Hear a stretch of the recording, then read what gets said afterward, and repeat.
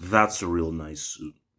Let's keep it three stacks. That is a really, really nice suit, But I've got a few things to say, but let's just, let's start with the good. Um Oscar Isaac is a good actor, man. Oscar Isaac, the guy, is a good actor. And the accent is cool, but you can see it's very much he's trying really hard. This is a perfect example. It's fine. Look, because for me, this is what I said before. Oscar Isaac's attempt at an English accent is a million times better than Clive Owen's awful attempt at an American accent in Sin City, even in freaking Inside Man with Spike Lee. Like it's atrocious. So it's a lot better. And I just think his commitment to the run, just how see if your accent is just on if your accent is on point, then it's about your accent. Oscar Isaac, bro, I've never seen him give a bad performance. He's always been quality, like minimum 8 to 7.5 in any film that I've seen him in, even in that trash Star Wars. So Oscar Isaac is leading the whole thing very well.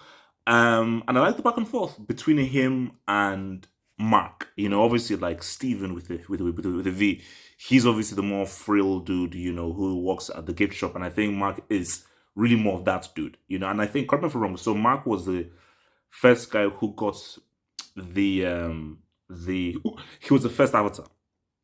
Well, not first of all, he was the first avatar pertaining to the Steve Mark persona, because obviously the avatar before him was Ethan Hawke's character. So, but no. So, because I said the key to this show would be the back and forth between both of them, and we just see the different personalities of Mark and Stephen and how well Oscar Isaac does that. It's fun. It's fun, and I think it's no matter what, when you've got a strong actor in the lead, Henry Cavill in Man of Steel, you're good. You are really in a good positive place.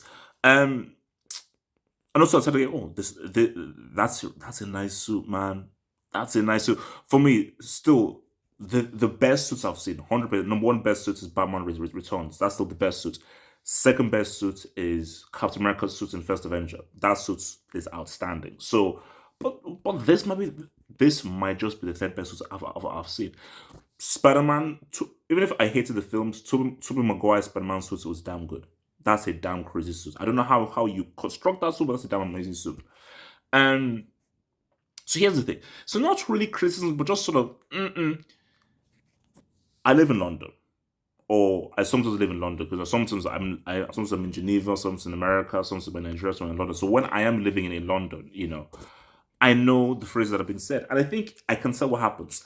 The writer doesn't live in London and isn't really allowed English people, but even if they are, they don't live in London because what you have is all these Cockney London sayings, and they've just thrown them at Oscar Isaac's character. So it doesn't actually feel like if he'd really be an authentic, real person in London. Because there's a point, the thing where he says Wagwan. The way he said Wagwan, you wouldn't say that in that situation. So it just seems like he's just throwing. It's like if they have just a list of all these London slang sayings, and they just say, "Oh yeah, say it to show that we're really in London, bro." We can see the red buses, we can see the black cabs, we can see the tube stations, we can see how the other people sound like. He doesn't. You don't need to bang us over the head that, "Oh, I'm from London, I'm from London, I'm from London." So for me, I'm like, bro, like if you say saying that, but make him be a real person. There's some people that will say wagwan. There's some people that will say plonker and so forth. So it's dependent on the kind of person you are and where you are and so forth. But maybe this is my defense to it. This is maybe this is the defense because he's trying because he's not. That's not the real him.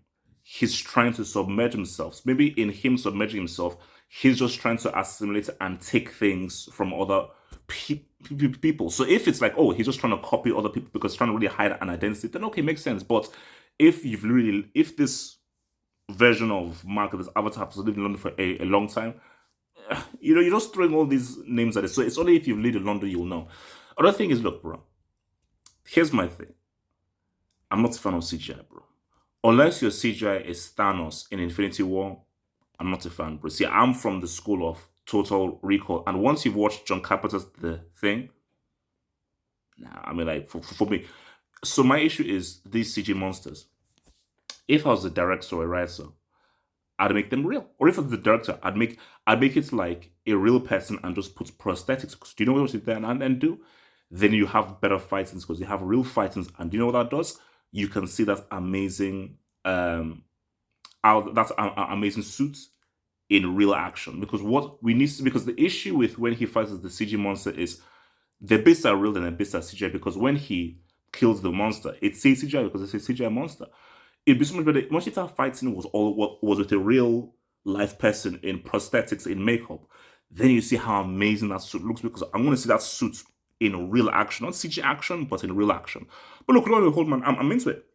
And I think, look, Oscar Isaac, I just think is leading this very well. It's so suspenseful. Not a fan of his girlfriend character, though. Not really a fan of her that much. But she was fine. She was fine. I'm looking forward to it. So obviously he's in Egypt now, and I think. But here's my question though: is Steven gone? Because he smashed that mirror and so forth. So has he fully submerged and destroyed Steven? Because I still feel that like he can be a bit cheesy, but I think is the key to the show is the dichotomy between Steven and Mark. So that's my thing. What do you guys think, man? Like, subscribe, and comment below to me what you think about episode 2. I'll be back for episode 3.